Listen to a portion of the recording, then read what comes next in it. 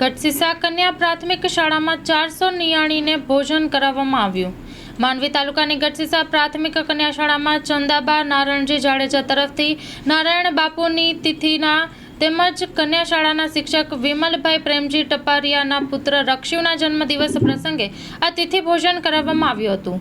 દાતા પરિવારના ચંદાબા નારણજી જાડેજા, આરતીબા દિલીપસિંહ જાડેજા, માહીબા હંસાબા, સુજીતસિંહ સોઢા, સુજીતસિંહ વેસલજી સોઢા, પ્રાચીબા, મનસ્વીબા, જસવીરસિંહ અને દિલીપસિંહ નારાયણજી જાડેજા, ડિમ્પલબેન, વિમલકુમાર ટપરિયા તેમજ પરિવારના સભ્યોએ સહકાર આપ્યો હતો।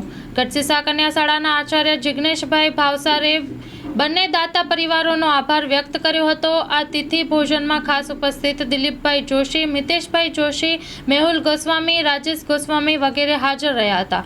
તો કન્યા શાળાના ધનજીભાઈ ચંદે, કાનજીભાઈ મહેશ્વરી, ચિરાગ સેરસિયા, દિનેશ ચંદે, જસ્મીનબેન ગોસ્વામી, રિંકુબેન સંઘાણી, મિત્તલબેન પટેલ, જિજ્ઞાસાબેન કનેરિયા, કાજલબેન બામડિયા, ઉમાબેન ગઢવી વગેરે સહકાર આપ્યો હતો।